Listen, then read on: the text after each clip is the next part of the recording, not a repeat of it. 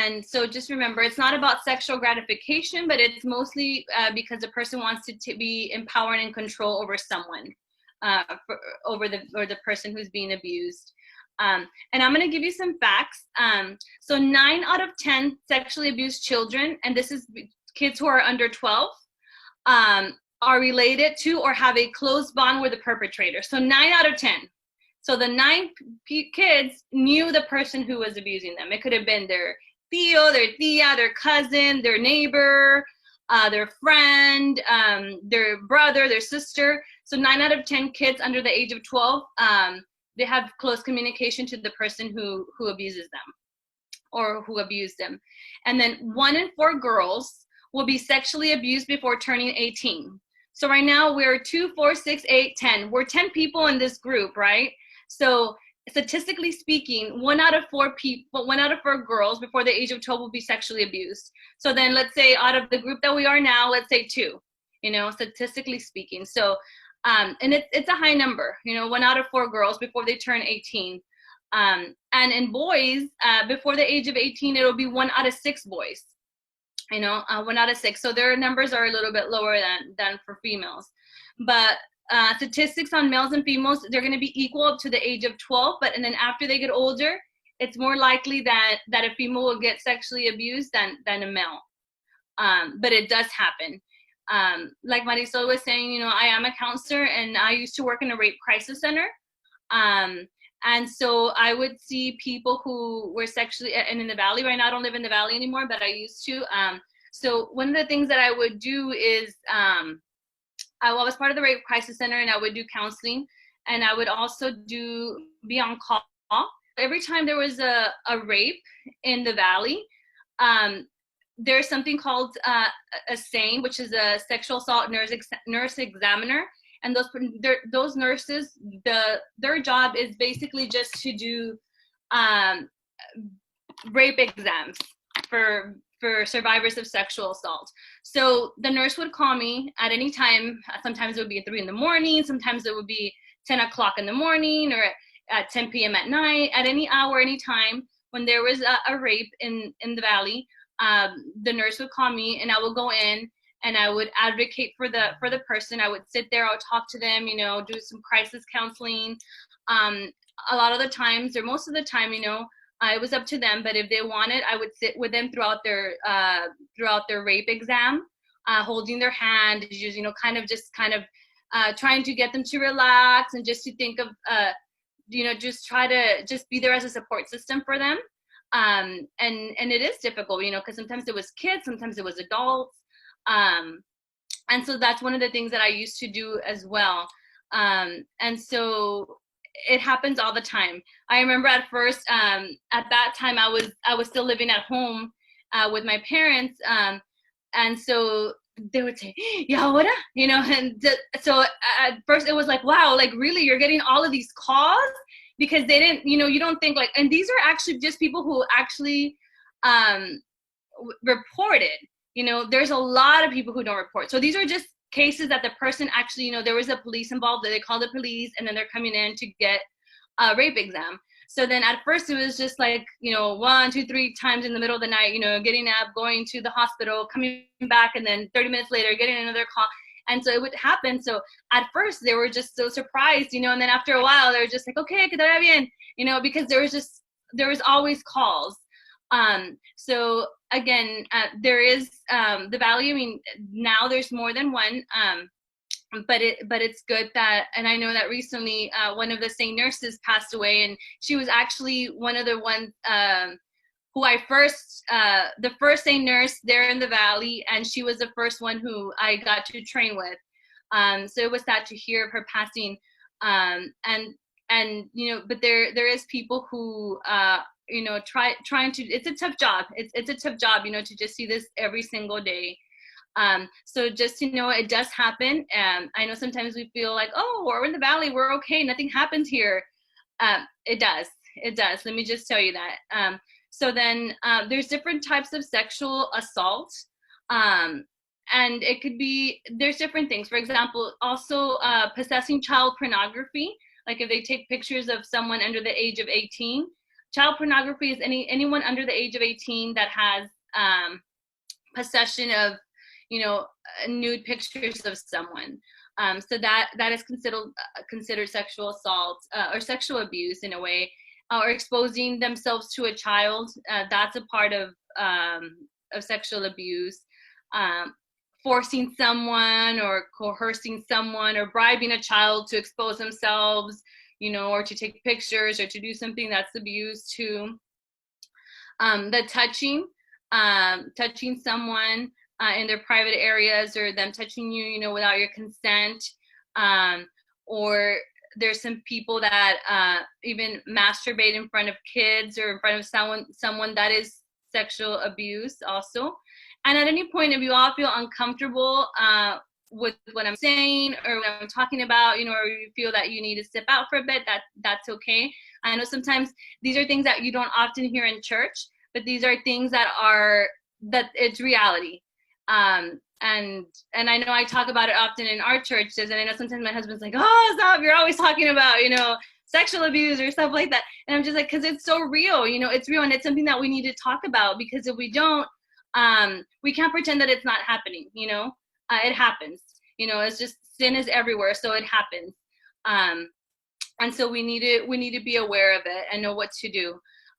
So also, of course, any type of sexual intercourse or any sexual contact with someone is under the age of 18 is sexual abuse for a child. And now for adolescents, for more like teenagers or young adults, which I think most of you are in that age, the young adult age, that's probably 16 to 24 years old. And so those are the people, you all are the ones that are the highest risk right now. People who are females who are from 16 to 24 years old, they're at the highest risk. And at that age, the risk is like 400%. Than the average age for sexual assault. So a lot of the sexual assaults happen to people of that age group from 16 to 24. And a lot of the times it's because you're at that's in an age where a lot of people are maybe experimenting, or they start to date, they have their first relationship, their first boyfriends or girlfriends. And so a lot of the times people are unsure of where the boundaries are.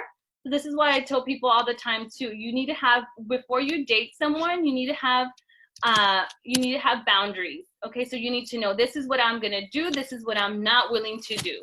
Okay, and that's even a topic, that's even another topic, but it's very important. And ever since I was young, that was something that I always kept in mind. These are my boundaries. I will kiss you, but I won't do this, or this. And if the person that I was dating didn't follow that, then I said, okay, goodbye. And so that's something important for you all to do, to set boundaries. So at this age, from 16 to 24, you're exploring your boundaries. You don't know where they are. So a lot of people are confused on consent, and they're like, well, I didn't really want to do it, but then I didn't say no, but I told them to stop. And so people are confused sometimes. But a lot of the times people in this age, some of them are still minors. So they're still required to report, abuse. After the person's already 18, legally is not required for someone to report it, like if somebody finds out. But I would recommend for you all, if it ever happens, hopefully it doesn't happen, but, to report it, to someone. So at this age, sexual coercion, what that basically is just kind of persuading someone to do something when they don't want to. I know right now all of the shows have, even if it's PG or PG-13, they have some sexual content. And so again, even as Christians, where to draw the line. So even for females, if your boyfriend says no, don't touch me or don't do this, it's important for you to respect those boundaries. And so just the coercion just means that they start to persuade you to do something, or sometimes the person might use physical force. Sometimes they don't, but sometimes they do, or just emotional manipulation. Well, if you don't want to, if you don't want to take off your top, then, well, we're going to break up. And you're like, no, but I really love you. You know, I want to be with you. Like, no, you know, if you don't want to do that, pues ni modo, you know, I'm just going to go find someone else who's going to do it. And so then that's where the person starts feeling bad. So they're like, okay, well, I'll do it. But they don't really want to. And so that's part of the coercion. And the types of coercion, they could be also using them like as a peer pressure, you know, putting pressure. Sometimes people might use alcohol or drugs, you know, or the coercion could be against that person, like just against their will, doing something against their will. Like you say, okay, no, don't touch me, and then they're starting to touch you. So that's already, you know, part of abuse too. And sexual coercion is more frequent amongst like the teenagers and the college students, because like I said, you know, right now you're learning boundaries or how to say no. Or even if you see all, like I said, all the things you see in TV that you're like, oh, maybe that's normal, maybe that's okay, you know. But research has found that both men and women are perpetrators and victims of sexual coercion. So sometimes women could coerce men and men could coerce women. But the sexual pressure, behavior, and tactics created or enhanced just the power difference. You know that a man is usually more powerful than the woman physically. So it's easier for them to, you know, do something to a female than for a female to do it to a male, because it happens, like I said, with both, but sometimes, you know, men are more physically stronger than us, you know. So there's things that you can't do. But just being pressured to have, you know, people being, they've been pressured to have sex by a friend or relative, or felt that they want to have sex to just get it over with. Some people are like, okay, why don't you just do this just to get it over with? It'll be okay. You know, so they're pressuring you to do something. Or they sometimes the sexual abuse could also be, let's say someone was intimate with their partner and then the partner says, okay, well, we're not gonna use a condom. So they force someone to have sex. And I even heard this in married people, that there's people who even force their husbands, I mean, their wives to, you know, the wife doesn't want to get pregnant. They've had a lot of kids. And then, so but the spouse doesn't want to use protection, you know? So then that's also, there is also sexual abuse in marriages. And I know we only have 5 minutes and I haven't even talked about almost anything, but also, you know, what I've seen is, or maybe something, I don't know if everyone has time, but maybe what we could do also, if it's okay, I know because I do it with ours, is if it logs out, if you guys log back into the same one, and then maybe we can have another 10 minutes, or you're on mute, so I can't hear you. I don't know if that would be okay, or if not, we could do it at another time.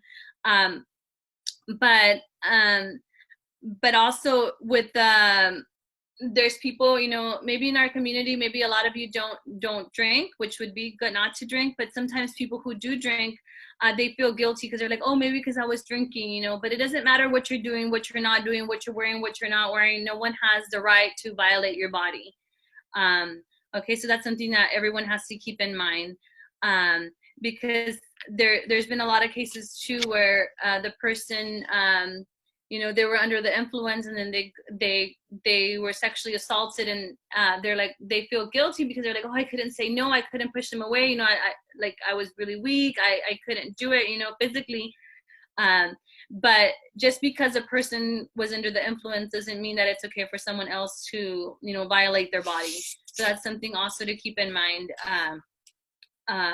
If you know of anyone that, you know, it might have happened, and you know, it's not the fault of the victim, it's the fault of the perpetrator, and that's always the case. The person whose fault it is the person who did that violent act. And with adolescents, you may feel that they're, you know, sometimes, like I said, you might feel like, oh, well, maybe I did want to do it because I did tell him to kiss me, and then he started touching me, but I don't know what to do, you know. It's always important to say, you know, no, and back off. And if the person doesn't back off, you know, then, you know, it's important to ask for help from someone. And at times, you know, even as teenagers or young adults, you know, you're starting college and you're getting out of high school. So you're like, oh, I can take care of myself. I can do whatever I want right now. You know, I don't need to be babied by my parents or by anyone. And so sometimes people are afraid to admit that something happened to them because they don't want then the parents to say, oh, pues te dije, ¿para qué te salía? Or whatever. You know how a lot of parents are. But again, it wouldn't be your fault if something happened to you. Even if you went out at night, even if, you know, you went to a party that, you know, you didn't have permission to.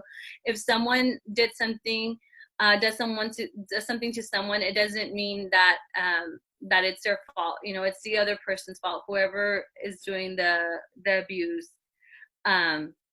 So we have like 1 minute left. And so we're gonna you guys want to log back in for another 5-10 minutes to at least get questions done? Yeah, thumbs up for those who want to log back in. Yes, okay, yes. If we get cut off, we'll wait 5 minutes, right, or so, and then we'll log back in at what? You can just go right away. Usually you can just log in right away, and it'll give a new session. Okay. La iglesia también. We're like, oh no, 40 minutes. Yeah, we'll do that. Okay. Interesting. So then with dating, how many of you are dating? Raise your hand if you're dating, if you have a boyfriend. Okay. Or if you've dated in the past. Okay, so then a lot of you haven't, or maybe you don't want to say it, but it's okay. But we're going to talk about dating and acquaintance rape. And this is most common. This is the most common form of rape. Is most of these incidents, they don't include a weapon, they don't include a gun or any physical force, you know, but it often happens for a longer period of time. And a lot of the times the victim is underestimated for what happens, you know, and what happens is it's someone that you know. So it could be like the cousin, you know, for example, there was a case that I had that it was this little girl and her sister, she had an older